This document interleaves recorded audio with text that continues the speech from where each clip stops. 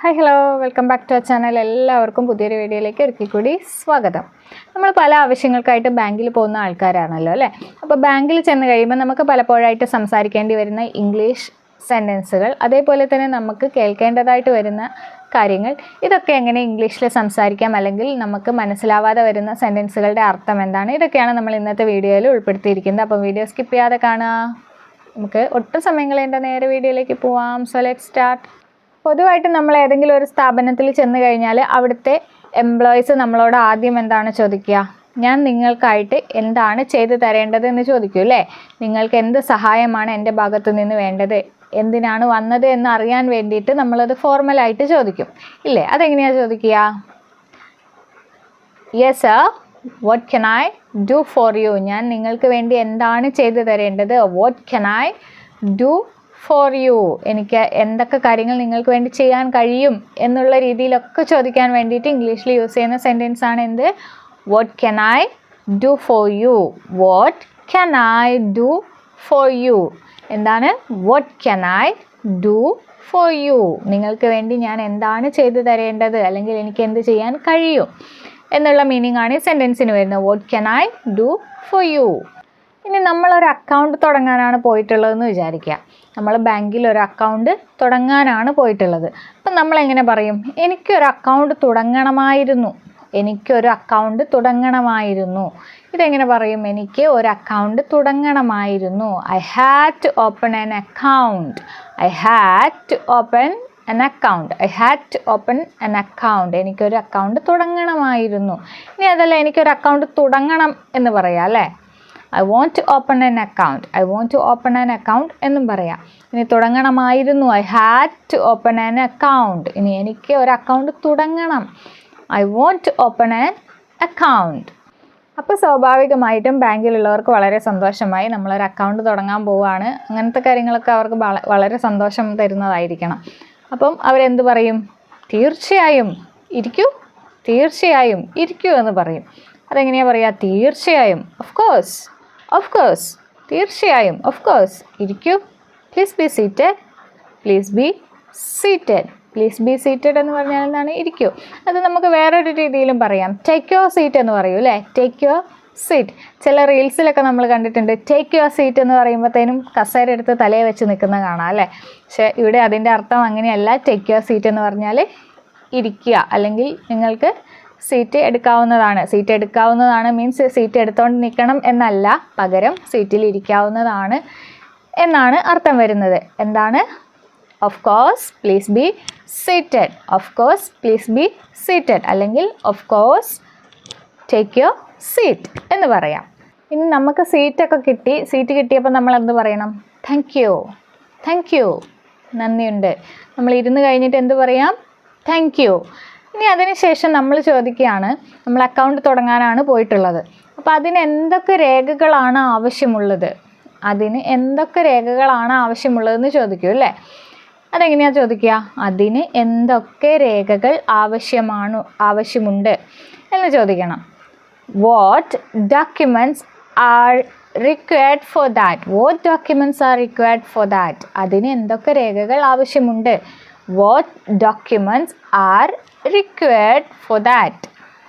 ഇതിന് എന്തൊക്കെ രേഖകൾ ആവശ്യമുണ്ട്? ഇനി ചില എംപ്ലോയീസ് പറയും Aadhaar card, ID card, form fill ചെയ്യണം എന്നൊക്കെ പറയും അല്ലേ. പക്ഷെ ഫോർമലായിട്ട് നമ്മൾ പറയുന്ന സാഹചര്യത്തിൽ എങ്ങനെ പറയണം? ഞാനത് വിശദമായി പറഞ്ഞു തരാം. ഞാൻ വിശദമായി പറഞ്ഞു തരാം എന്ന് പറയും. അതെങ്ങനെ പറയും? I will tell you in detail. I will tell you in detail. ഞാൻ വിശദമായി പറഞ്ഞു തരാം. ഞാൻ വിശദമായി പറഞ്ഞു തരാം. I will tell you in detail. I'll tell you in detail. ഞാൻ വിശദമായി പറഞ്ഞു തരാം. എങ്ങനെ പറയാം? I'll tell you in detail. ഇനി അതേപോലെ ചില സാഹചര്യങ്ങളിൽ നമ്മൾ ക്യാഷ് അടയ്ക്കാനായിട്ട് പോവുമല്ലോ. അങ്ങനെ പണം അടയ്ക്കാനായിട്ട് നമ്മൾ ചെല്ലുമ്പോൾ നമ്മൾ കയ്യിൽ ചിലപ്പോൾ സ്ലിപ്പ് ഉണ്ടാവില്ല. അപ്പോൾ സ്ലിപ്പ് നമ്മൾ അവിടെ നിന്ന് വാങ്ങണം. അപ്പം നമ്മൾ ചോദിക്കുക എങ്ങനെയാണ്? പണം അടയ്ക്കാനായിട്ട് എനിക്കൊരു സ്ലിപ്പ് തരൂ. പണം അടയ്ക്കാനായി എനിക്ക് ഒരു സ്ലിപ്പ് തരൂ. അതെങ്ങനെ പറയും? പണം അടയ്ക്കാനായിട്ട് എനിക്കൊരു സ്ലിപ്പ് തരൂ എന്നുള്ളതിന് നമുക്ക് എങ്ങനെ പറയാം? Please give me a slip to pay എന്ന് പറയാം. Please give me a slip to pay. നമുക്ക് പണം അടയ്ക്കാനായിട്ട് ഒരു സ്ലിപ്പ് തരൂ എന്ന് പറഞ്ഞു. ഇനി പണം അടയ്ക്കുന്നതിനായിട്ട് ഒരു സ്ലിപ്പ് വേണം. പണം അടയ്ക്കുന്നതിനായിട്ട് ഒരു സ്ലിപ്പ് വേണം. അതെങ്ങനെയായിരിക്കും പറയുക? I need a slip to pay. I need a slip to pay. ഇനി നമ്മൾ ഇപ്പോൾ 2 സെൻറ്റൻസ് ഒരേ കാര്യത്തിന് വേണ്ടിയിട്ടാണ് പറഞ്ഞിട്ടുള്ളത്. എന്താണ്? ഒന്ന്, പണം അടയ്ക്കാനായിട്ട് ഒരു സ്ലിപ്പ് തരൂ. Please give me a slip to pay. ഇനി പണം അടയ്ക്കാനായിട്ട് എനിക്കൊരു സ്ലിപ്പ് വേണം. I need a slip to pay. Employee എന്ത് പറയും നമ്മളോട്? ഇതെടുത്തോളൂ. Here take this. Here take this. ഇത് എടുത്തോളൂ. Here take this. Here take this. പിന്നെ ചില ആളുകളൊക്കെ കുട്ടികളൊക്കെ ആയിട്ട് ബാങ്കിൽ പോകുന്നവരുണ്ടാകാം, അല്ലെങ്കിൽ ഇച്ചിരി ഏജ്ഡ് ആയവർ, ഫോം ഫില്ല് ചെയ്യാൻ അറിയാത്ത ആളുകളൊക്കെ ബാങ്കിൽ പോകുന്ന സമയത്ത് നമ്മൾ അവരോട് തന്നെ പറയും. ഹെൽപ്പ് എന്ന് എഴുതിയ ഒരു സ്ഥലം ഉണ്ടാവും. അവിടെ നമ്മൾ പറഞ്ഞു കഴിഞ്ഞാൽ അവർ പൂരിപ്പിച്ച് തരും അല്ലേ. അപ്പം നമ്മൾ അവരോട് ചോദിക്കുക, ഇതൊന്ന് പൂരിപ്പിച്ച് തരുമോ എന്ന് ചോദിക്കും. ഇതൊന്ന് പൂരിപ്പിച്ച് തരുമോ, ഇതൊന്ന് പൂരിപ്പിച്ച് തരുമോ, അല്ലെങ്കിൽ ഇതൊന്ന് പൂരിപ്പിച്ച് തരാൻ കഴിയുമോ എന്നൊക്കെ ചോദിക്കില്ലേ. അതെങ്ങനെ ചോദിക്കാം? Can you please fill this out. Can you please fill this out? Can you please fill this out? Can you please fill this out? അതായത് ഇതൊന്ന് പൂരിപ്പിച്ച് തരുമോ. ഇനി പൂരിപ്പിച്ചൊക്കെ കിട്ടി, നമുക്ക് എവിടെ കൊടുക്കണം എന്നറിയില്ല. നമ്മൾ അവരോട് തന്നെ ചിലപ്പോൾ ചോദിക്കുക, അല്ലെങ്കിൽ മറ്റൊരാളോട് ചോദിക്കും, ഇത് എവിടെയാണ് കൊടുക്കേണ്ടത്? ഇത് എവിടെയാണ് കൊടുക്കേണ്ടത്? ഇതെവിടെയാണ് കൊടുക്കേണ്ടത്? അതെങ്ങനെയായിരിക്കും നമ്മൾ ഇംഗ്ലീഷിൽ ചോദിക്കുക? Where should I put this? Where should I put this? Where should I put this? ഇത് എവിടെയാണ് കൊടുക്കേണ്ടത്? Where should I put this? Where should I put this? ഇത് എവിടെയാണ് കൊടുക്കേണ്ടത്? ഇനി അതേപോലെ ഒരുപാട് ആളുകൾ ഉണ്ടാകാം ബാങ്കിൽ. അപ്പം നമ്മൾ കുറച്ച് നേരം വെയിറ്റ് ചെയ്യേണ്ടി വരും. അപ്പം നമുക്ക് തന്നെ സംശയമാണ് ഒരുപാട് നേരം കാത്തിരിക്കേണ്ടി വരുമോ എന്ന്. അപ്പം നമ്മൾ അവരോട് തന്നെ ചോദിക്കും, ഇത് ഒരുപാട് സമയം എടുക്കുമോ? അതെങ്ങനെ ചോദിക്കാം? Will it take long time? Will it take long time? Will it take long time? ഇത് ഒരുപാട് സമയം എടുക്കുമോ? Will it take long time? ഇനി നമ്മൾ നേരത്തെ ഇത് എവിടെ കൊടുക്കണം എന്ന് ചോദിച്ചു അല്ലേ. അതെങ്ങനെയാണ്? where should I put this? where should I put this? ഇനി അതേപോലെ അവിടെ കൊടുത്തോളൂ എന്ന് പറയൂ അല്ലേ. ഇത് അവിടെ കൊടുത്തോളൂ, ഇത് അവിടെ കൊടുത്തോളൂ. അതെങ്ങനെ പറയാം? Give it there. Give it there. ഇത് അവിടെ കൊടുത്തോളൂ, ഗിവ് ഇറ്റ് ദേർ. ഇനി ഇത് ഇവിടെ കൊടുത്തോളൂ എന്ന് പറയും. ഇത് ഇവിടെ കൊടുത്തോളൂ, അതെങ്ങനെ പറയാം? Give it here. Give it here. ഇനി കുറച്ച് താമസമുണ്ട്, അപ്പം നമ്മളോട് പറയും 10 മിനിറ്റ് കാത്തിരിക്കൂ. 10 മിനിറ്റ് കാത്തിരിക്കൂ. 10 മിനിറ്റ് ആയിക്കൊള്ളണമെന്നില്ല, ചിലപ്പോൾ അരമണിക്കൂർ കാത്തിരിക്കാൻ പറയും, 5 മിനിറ്റ് കാത്തിരിക്കാനൊക്കെ പറയാം. അപ്പോൾ ഇവിടെ നമ്മളൊരു എക്സാമ്പിളാണ് പറയുന്നത്. 10 മിനിറ്റ് കാത്തിരിക്കൂ. അതെങ്ങനെ പറയാം? Wait for 10 minutes. Wait for 10 minutes. 10 minute കാത്തിരിക്കൂ. Wait for 10 minutes. ഇനി അവിടെ 5 മിനിറ്റ് ആണെങ്കിലോ വെയിറ്റ് ഫോർ 5 മിനിറ്റ്സ്. അതുപോലെ സാഹചര്യത്തിനനുസരിച്ച് ടൈമിൽ ചേഞ്ച് വരാൻ വെയിറ്റ് ഫോർ 10 മിനിറ്റ്സ്.